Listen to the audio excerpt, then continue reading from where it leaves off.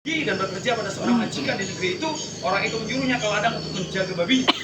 Dan singkat cerita, dia lapar karena gak punya harta. Kemudian dia pengen makan ampas dari makanan babi itu, ternyata tidak diberikan kepadanya. Nah, saudara-saudara, ini adalah kisah tentang anak yang hilang. Saudara, anak bungsu tadi di dalam ayat sebelumnya 11 dan seterusnya ngomong gini. Dia punya dua saudara, sulung dan bungsu. Bungsu ini berkata kepada bapaknya gini, "Bapak, berikanlah apa yang menjadi bagianku." Saudara-saudara, kenapa dia minta itu? Karena dia pengen bebas. Karena dia pengen merdeka, mengelola apa yang menjadi bagiannya. Dia pengen merdeka dengan hidupnya. Dia pikir mungkin kalau di rumah diatur sama bapaknya. Kalau di rumah mungkin selalu dikekang sama bapaknya. Untuk belanja ini harus izin, untuk belanja ini harus izin. Makanya dia ngomong sama bapaknya begini. Dia pengen merdeka untuk mengelola keuangannya sendiri. Kemudian dia minta sama bapaknya supaya apa yang menjadi bagiannya, apa yang menjadi warisannya dikasih kepada dia dan dia bebas membuat apa saja. Sehingga cerita bapaknya ngasih, ya udah ini menjadi bagiannya. Dan Alkitab katakan setelah dia menerima apa yang menjadi bagiannya, dia pergi ke negeri yang jauh. Kemudian Alkitab katakan dia ngapain, Bapak Ibu? Dia ngapain? Dia berfoya-foya. Nah, ini yang dia cari, kemerdekaan. Ini yang dia cari, kebebasan, gak bergantung kepada orang lain. Ini yang dia cari. Dan dia mendapatkan nggak kemerdekaan itu? Dia mendapatkan. Tapi saudara-saudara, anak sulung ini menyalahgunakan kemerdekaannya. Haknya dia dikasih, harusnya dia tahu bagaimana mengelola keuangan, tapi dia nggak bisa. Dia menyalahgunakan kemerdekaannya. Sehingga dia berbelanja sesuka-sukanya, dia berfoya-foya, dia hambur-hamburkan uangnya. Suatu ketika uangnya habis. Dan Alkitab katakan, ketika uangnya habis, maka yang terjadi adalah dia menjadi melarat. Yang terjadi adalah dia menjadi melarat. Melarat itu miskin semiskin-miskinnya, saudara-saudara. Nah, saudara, ketika dia menjadi melarat, pertanyaan saya adalah, apakah dia menjadi merdeka? Enggak. Dia justru semakin terikat, dia nggak bisa makan, dia nggak bisa ngapa-ngapain. Dia kelaparan, bahkan dia harus bekerja untuk memelihara babi dari seorang majikan. Dan ketika dia bekerja memelihara babi, dia kelaparan. Dia pengen makan ampas makanan babi tadi. Itu pun gak dikasih. Nah, saudara, dia pengen merdeka. Tapi kemerdekaan yang dia terima justru membawa dia kepada sebuah posisi di mana dia semakin terikat. Saudara tahu banyak orang-orang Kristen yang seperti anak bungsu ini. Pengen merdeka, pengennya merdeka, tapi kemerdekaan itu disalahgunakan sehingga membuat dia bukan semakin merdeka, tapi semakin terikat. Saudara, banyak loh orang Kristen yang mengalami hal yang sama seperti yang dialami oleh anak bungsu ini. Pengen merdeka, pengen bebas, saudara, tapi justru kebebasan itu membuat dia terikat. Kebebasan itu membuat dia semakin gak bisa ngapa-ngapain. Sehingga hidupnya selalu berkata begini, akhirnya nyalain Tuhan, "Tuhan, kenapa hidupku begini-gini saja? Tuhan, kenapa aku kok semakin menderita? Tuhan, kenapa kok hidupku semakin berat? Masalahku semakin berat, Tuhan. Kenapa ini terjadi?" Gitu. Nah, saudara, padahal yang salah dia sendiri. Gitu. Dia pengen merdeka, tapi dia menyalahgunakan kemerdekaannya. Banyak orang Kristen yang mengalami hal tersebut, sehingga hidupnya bukan semakin diberkati, tapi hidupnya semakin susah, semakin terikat, semakin gak bisa ngapa-ngapain. Dia merdeka, tapi setelah dia merdeka, justru kemerdekaan itu membuat dia terikat semakin kuat, semakin parah. Kalau dibandingkan dengan ketika tinggal di dalam rumah bapaknya, dengan ketika dia tinggal sendiri, lebih parah ketika dia tinggal sendiri. Nah, banyak orang-orang Kristen seperti itu, Bapak Ibu. Pengennya katanya merdeka, saudara. Nah, saudara, banyak orang Kristen seperti anak itu. Pengennya merdeka, tetapi justru kemerdekaan yang dia terima semakin memperparah keadaan. Karena apa? Karena hanya merdeka saja, belum benar-benar merdeka. Oleh sebab itu malam hari ini kita belajar bagaimana kita menjadi orang Kristen yang benar-benar merdeka sesuai dengan konsepnya Tuhan, sesuai dengan desainnya Tuhan, kemerdekaan yang Tuhan ajarkan, kemerdekaan yang bukan hanya sekedar merdeka, tapi yang benar-benar merdeka. Banyak orang Kristen contohnya begini, saudara. Ada orang Kristen berbuat dosa. Mungkin dia berbuat dosa apalah gitu. Kemudian dia menyadari keberadaannya. Kemudian dia minta ampun gitu. Minta ampun sama Tuhan. Ketika Tuhan mengampuni dia, saudara, dia merasa wah sudah diampuni. Dia sudah merdeka, dia sudah nggak berdosa lagi gitu. Tapi di suatu titik dalam hidupnya dia melakukan lagi,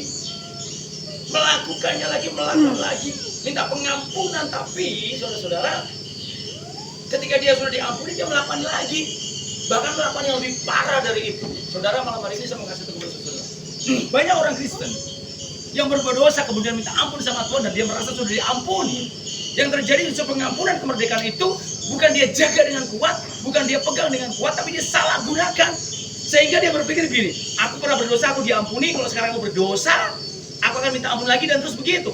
Saudara, kita salah orang Kristen kalau berpikir seperti itu. Justru pengampunan itu akan membuat kita semakin terikat kalau kita masih berpikir bahwa Tuhan itu akan mengampuni lagi, dan mengampuni lagi. Kita akan dibawa kepada dosa yang lebih parah lagi. Karena saudara tahu ada beberapa sifat dosa. Dan saudara ngerti tentang sifat dosa. Yang pertama begini, sifat dosa itu mengikat. Jadi saudara, ketika saudara berbuat dosa satu, dia akan mengikat dengan kuat. Ketika saudara berbuat lagi, akan terikat lebih kuat. Ketika saudara berbuat lagi, akan terikat lebih kuat. Dan semakin saudara berbuat dosa, semakin kuat dosa itu mengikat, bahkan membelenggu saudara.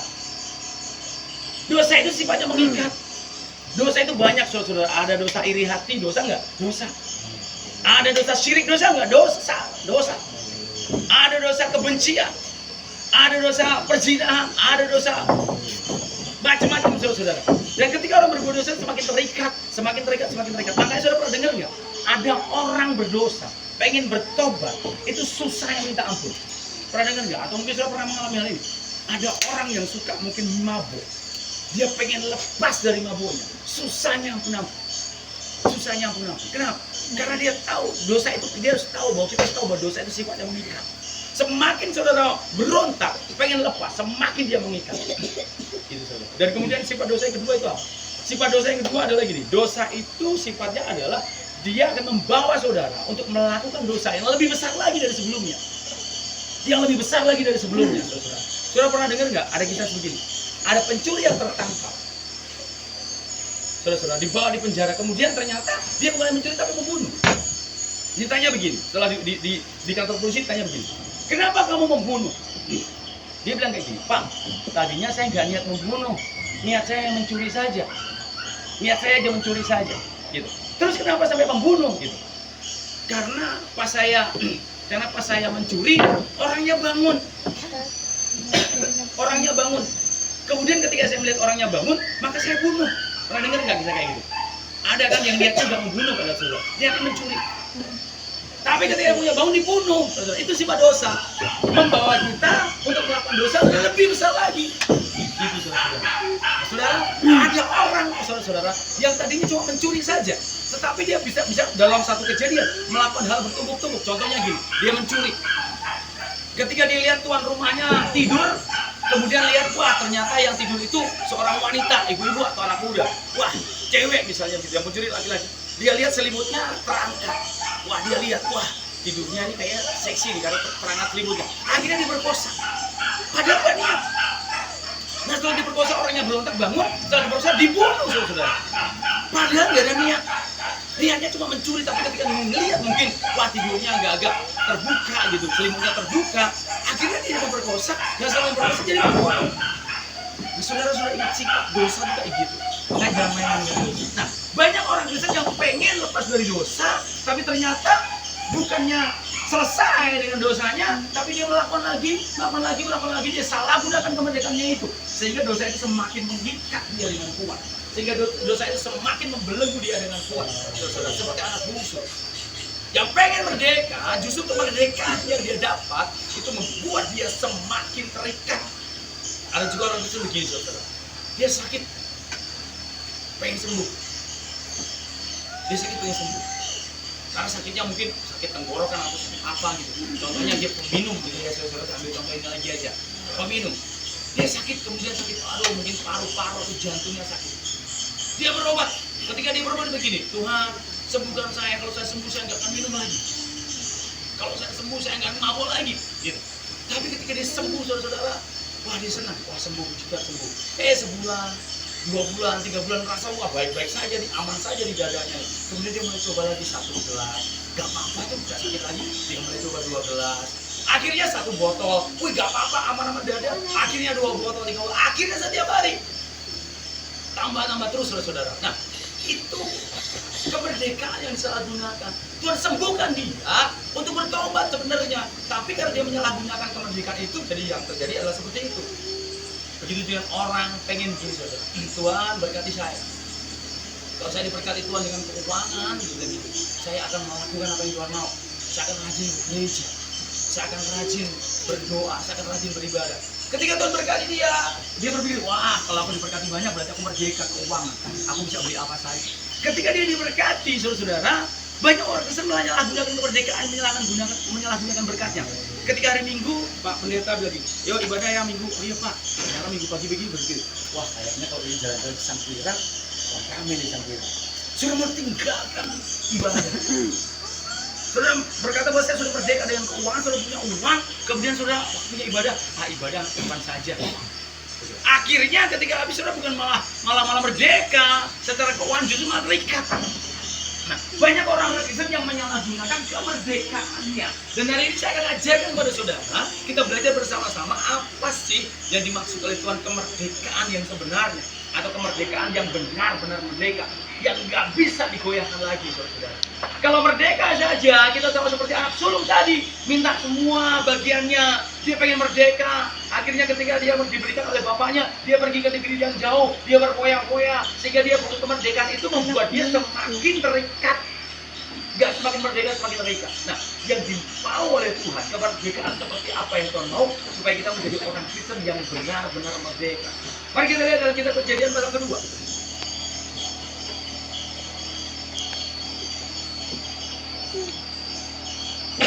Saya akan melihat beberapa hal malam hari ini supaya saudara menjadi orang Kristen yang benar-benar merdeka. Seperti apa konsep orang Kristen yang benar-benar merdeka seperti yang dimaui oleh Tuhan. Saya akan bacakan dalam ayat ini begini. Kejadian pasal kedua ayat 16 dan 17. Ada satu perintah Tuhan yang diberikan kepada manusia pertama. Dan saudara tahu, kemerdekaan itu diajarkan Tuhan atau ajaran Tuhan mula-mula ketika dia menciptakan manusia pertama. Nah, firman Tuhan berkata begini, ayat 16, jadi pasal 2, 16, 17. Lalu Tuhan Allah memberi perintah ini kepada manusia.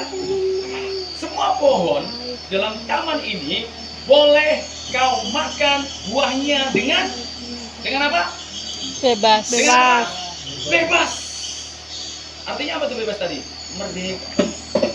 Semua buah, semua pohon dalam taman ini boleh kau makan buahnya dengan bebas. Itu artinya kau boleh makan apa saja di taman ini. Bebas, pokoknya mau makan yang pohon yang mana saja, buah yang mana saja, bebas dimakan. Artinya gini, manusia itu diberikan kemerdekaan nggak? Diberikan. Manusia diberikan kebebasan nggak untuk makan buah-buahan di taman itu? Diberikan kemerdekaan, diberikan kebebasan. Tapi yang Tuhan mau, kebebasan atau kemerdekaan itu bukan sampai di situ, saudara-saudara. Bebas makan apa saja. Tapi ada di ayat selanjutnya, ayat 17, saudara. Ayat 17 berkata begini, tetapi pohon pengetahuan tentang yang baik dan yang jahat itu janganlah kau makan buahnya, sebab pada hari engkau memakannya pastilah engkau mati, kata firman Tuhan. Nah, saudara, ini ada pengajaran tentang merdeka yang benar-benar yang Tuhan ajarkan kepada manusia supaya manusia itu menjadi orang Kristen yang benar-benar merdeka. Konsep merdeka yang Tuhan mau adalah seperti ini. Semua pohon dalam taman ini boleh kamu makan buahnya dengan bebas sesuka hati, dengan merdeka kamu boleh makan apa saja. Apakah sampai di situ saja? Enggak. Tuhan ngomong lagi di ayat selanjutnya, tetapi buah pohon kehidupan janganlah kamu makan. Sekali kamu memakannya kamu akan mati. Nah, dari dua ayat ini Tuhan mengajarkan kita tentang konsep kemerdekaan yang Tuhan mau. Konsep menjadi orang Kristen yang benar-benar merdeka. Bukan hanya bebas saja, bukan hanya merdeka saja. Kalau bebas saja atau merdeka saja kita bisa menjadi seperti anak sulung tadi yang menyalahgunakan kemerdekaan. Tetapi ada satu yang nggak boleh dimakan, saudara. Nah, ini konsep yang Tuhan mau tentang kemerdekaan Kristen, yaitu merdeka yang benar-benar merdeka. Saya terjemahkan ini dengan kata begini, saudara-saudara. Kemerdekaan yang dikonsep Tuhan untuk menjadi orang Kristen yang benar-benar merdeka adalah kemerdekaan yang diatur, kemerdekaan yang teratur. Atau dalam bahasa ngomongnya begini, kemerdekaan yang tetap dalam sebuah aturan. Kemerdekaan yang tetap dalam sebuah aturan. Karena kalau kemerdekaan yang Tuhan berikan hanya sekedar merdeka seperti anak sulung tadi, dia bebas mempergunakan uangnya berfoya-foya, kemudian beli apa saja, akhirnya dia menjadi melarat, saudara. Nah, konsep merdeka yang Tuhan berikan bukan begitu.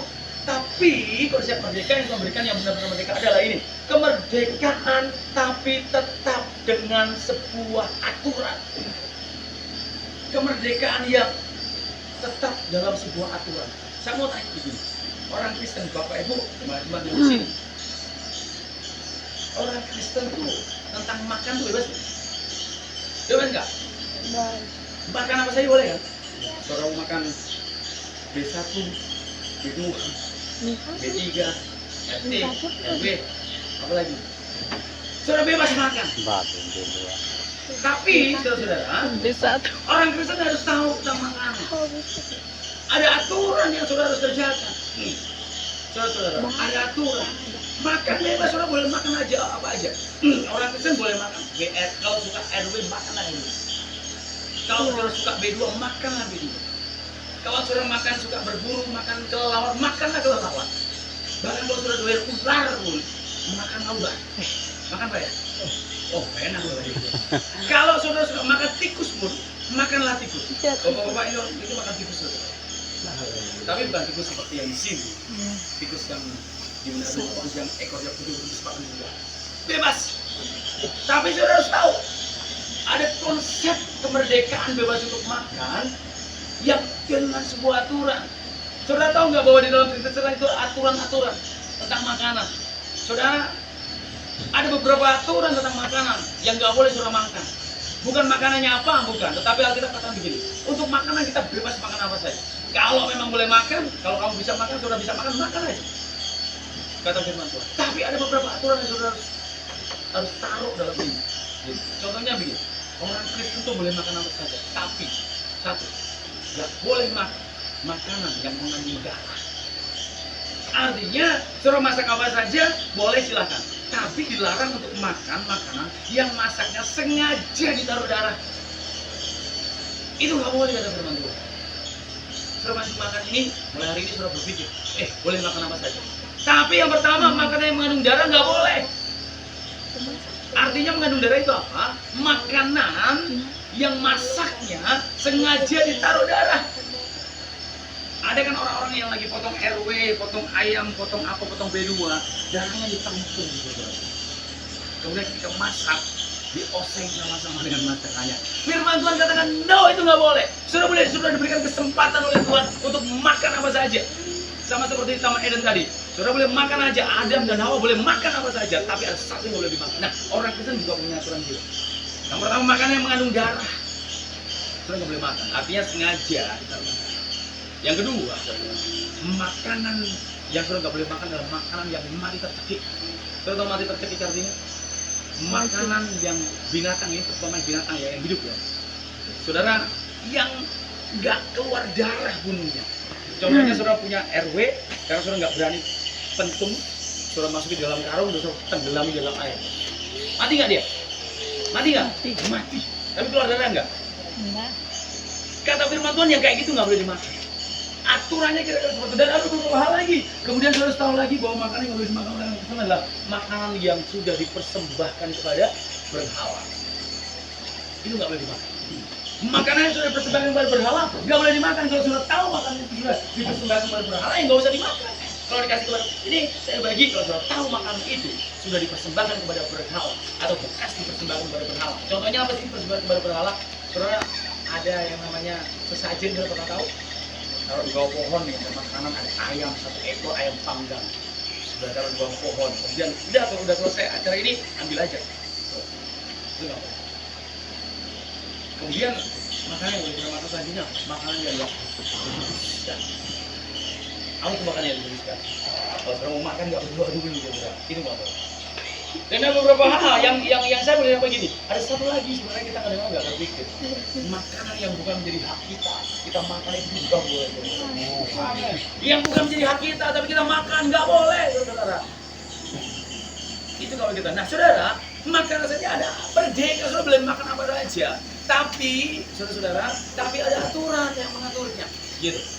Saudara, nggak usah lagi kita lihat aturan Tuhan dulu. Kita aturan manusia aja begini. Aturan dokter aja lah, saudara. Saudara boleh makan apa saja. Saudara boleh makan apa aja saja. Saudara suka makan RW, apa saja. Kalau saudara makan RW atau makan B2, terlalu banyak. Ada orang-orang yang boleh nyutan kepala nyut, naik darah, tensinya mulai naik, saudara. Nah, artinya begini, saudara, apa saja boleh kita makan. Tapi kita harus tahu bahwa dalam makanan di dalam segala alam kita itu ada aturannya, kemerdekaan yang Tuhan berikan, bebas boleh makan apa saja Taman Eden, tetapi ada yang Tuhan boleh aturan yang boleh makan.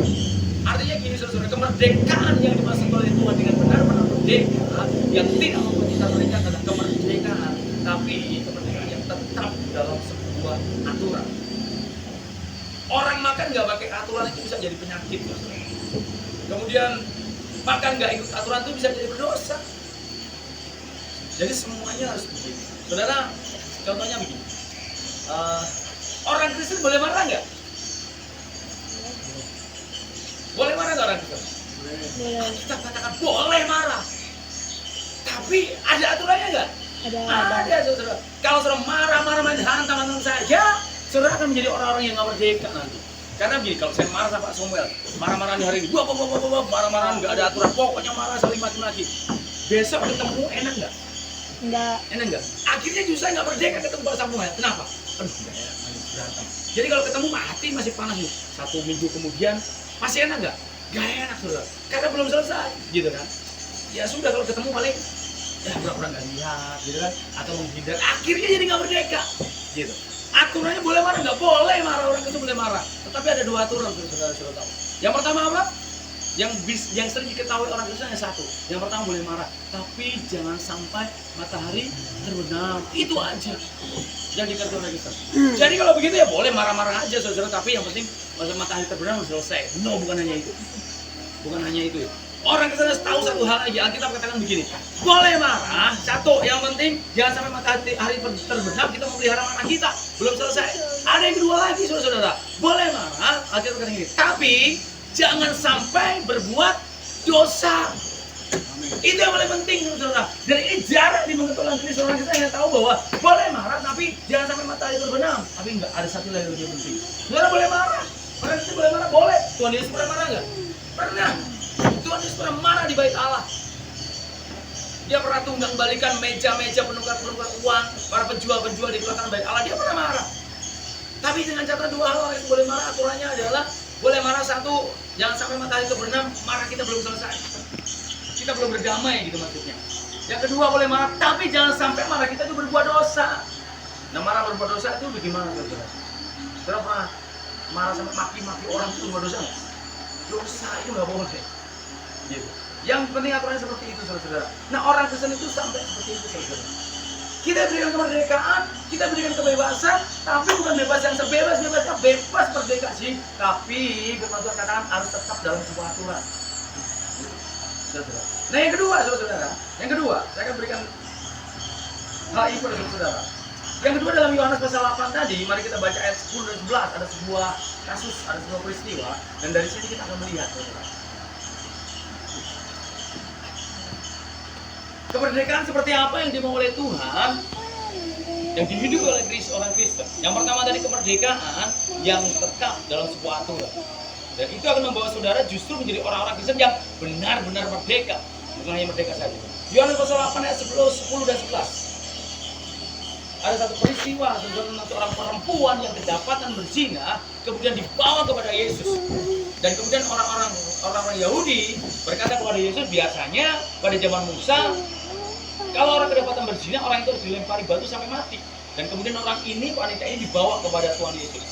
Kemudian singkat cerita begini, ayat 10 berkata begini. Lalu Yesus bangkit berdiri dan berkata kepadanya, hai perempuan, di manakah mereka? Tidak adakah seorang yang menghukum engkau?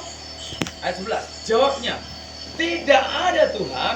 Lalu kata Yesus, aku pun tidak menghukum engkau, pergilah dan jangan berbuat dosa lagi mulai dari sekarang. Ini ada orang Kristen tadi yang saya katakan tadi berzina.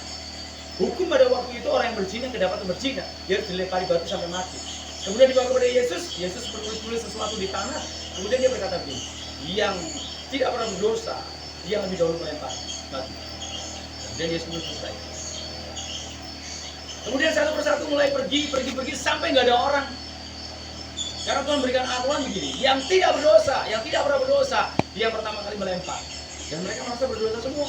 Kemudian pergi satu persatu, dan endingnya ada percakapan antara Yesus dan perempuan ini. Hai perempuan, di manakah mereka? Tidak adakah seorang pun yang menghukum engkau? Perempuan katakan, tidak ada Tuhan. Lalu Yesus memberikan sebuah aturan kepada dia. Yesus memberikan sebuah aturan warning kepada dia. Begini, aku pun tidak menghukum engkau. Berarti dia merdeka nggak, saudara? Tidak jadi dilempari dengan batu. Kemudian Yesus sendiri pun tidak menghukum dia. Dia mendapatkan kemerdekaan nggak? Dia dapat kemerdekaan.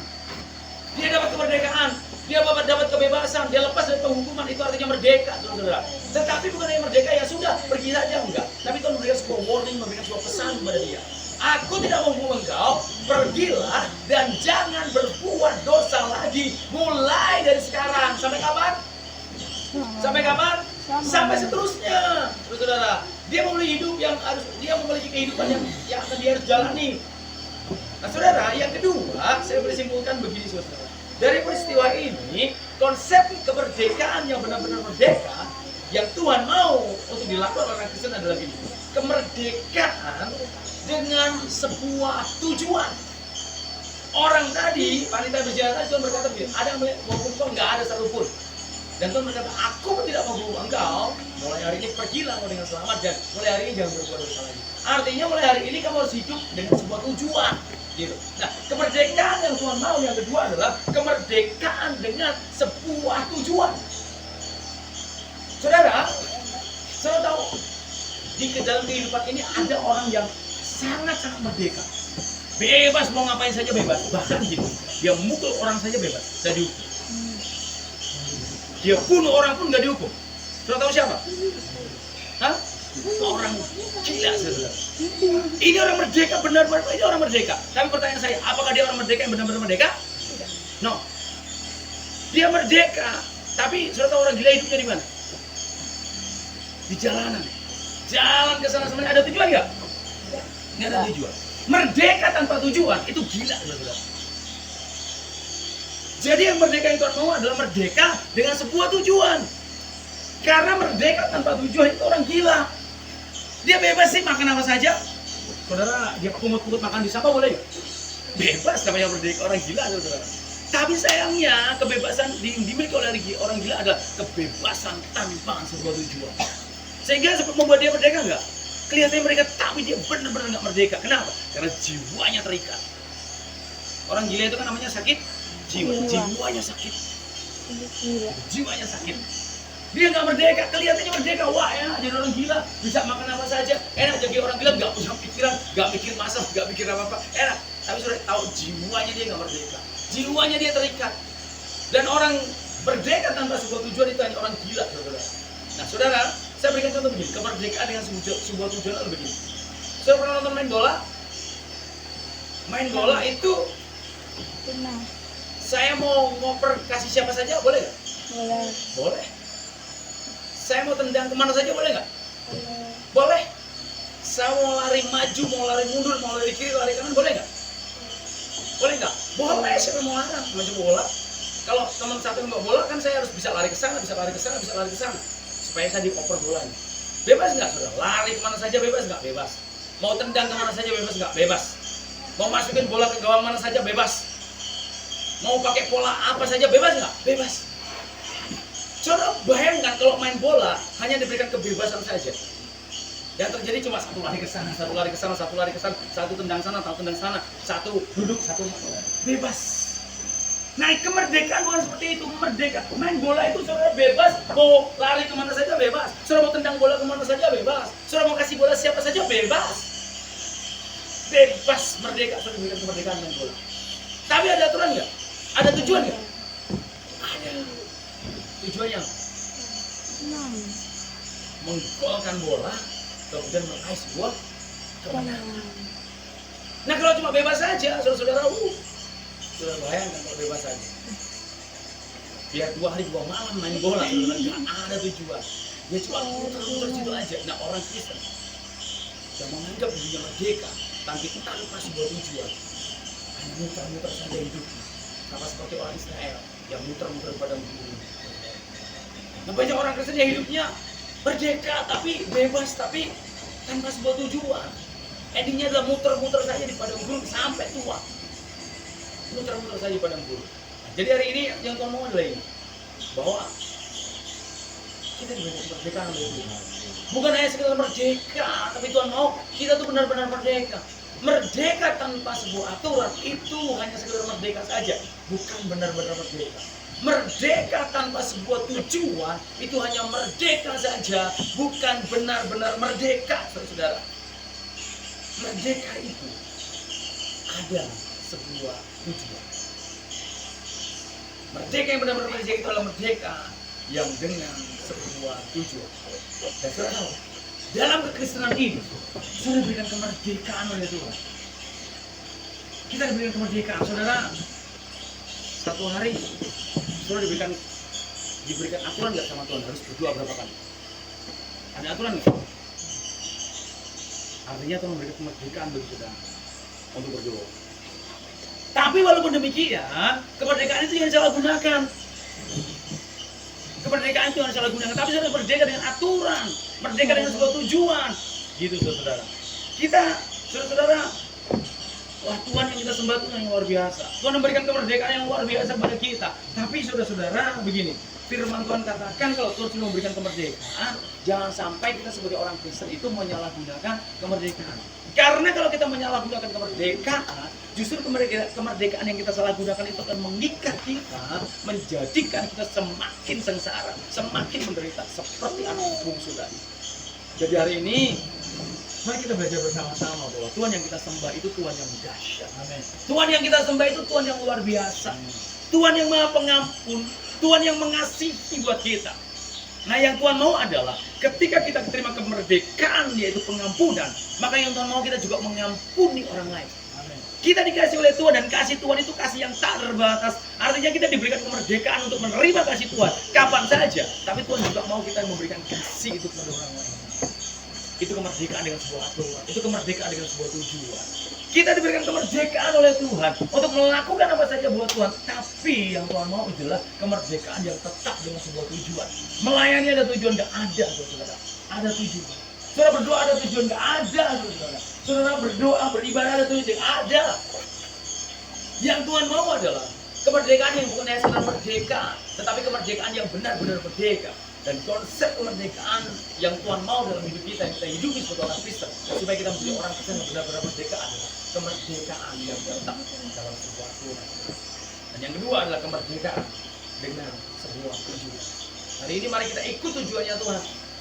Tuhan memberikan segalanya bagi kita. Tapi ketika Tuhan memberikan segalanya, kesehatan, kekuatan, Tuhan pakai kesehatan itu dengan sebuah tujuan, yaitu memuliakan Tuhan. Tuhan memberikan kita berkat untuk apa? Dengan sebuah tujuan, saudara. Untuk menjadi berkat bagi orang lain. Tuhan memberkati kita dengan pengampunan. Tuhan memberkati dia dan memberkati kita dengan apa namanya, saudara, kasih karunia. Yang Tuhan mau kita juga berikan pengampunan. Yang Tuhan mau kita juga berikan kasih karunia bagi orang lain. Itu kemerdekaan dengan sebuah tujuan, saudara.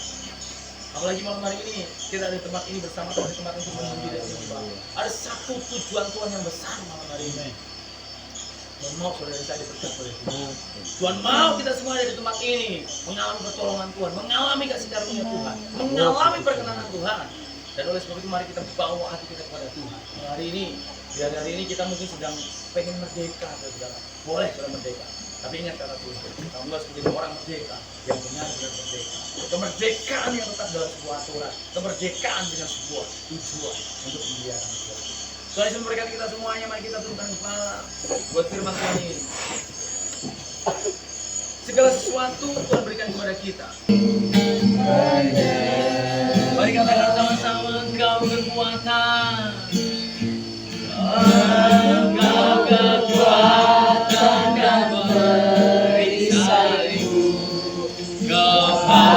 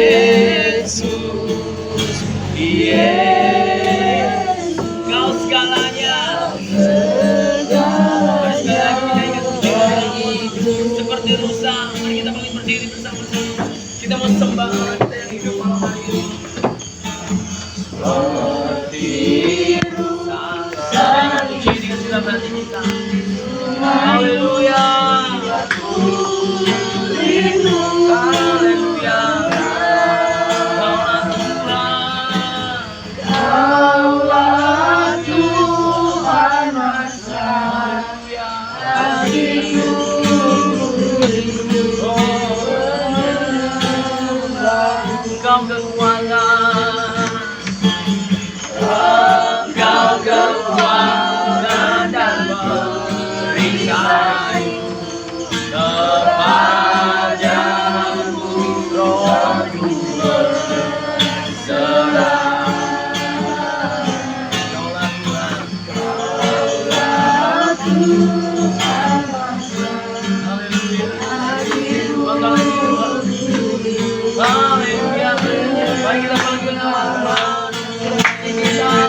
Oh Yesus,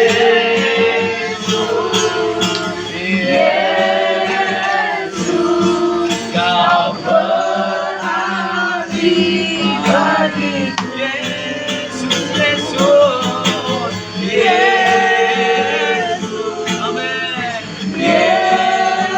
Kau segalanya. Haleluya, mari lagi kita panggil nama Tuhan. Katakan Yesus, Yesus, Yesus, amin.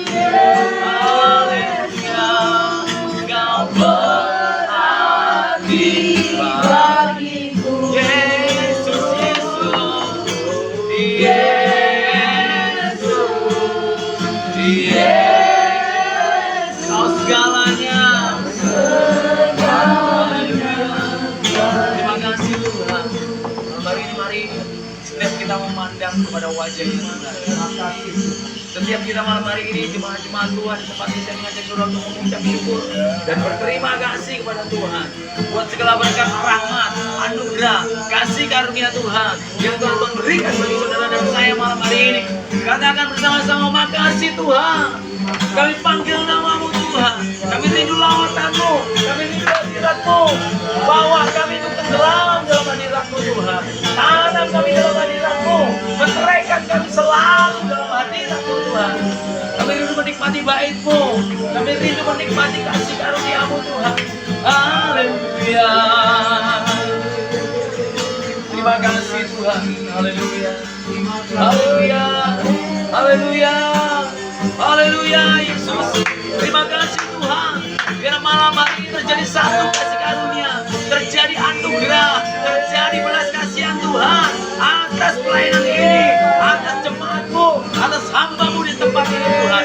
Ada perkenanan Tuhan, ada belas kasihan Tuhan yang Kau nyatakan Tuhan. Ada lawatan Tuhan yang Kau kerjakan. Ada kuasa yang besar yang Kau nyatakan. Ada pemulihan, ada kuasa Allah, ada kasih karunia yang bekerja dengan luar biasa. Haleluya. Haleluya. Haleluya. Terima kasih Tuhan. Kami perlu belas kasihan Tuhan malam hari ini. Kami perlu campur tangan Tuhan. Kami perlu anugerah Tuhan. Kami perlu kemurahan Tuhan. Haleluya. Haleluya. Haleluya.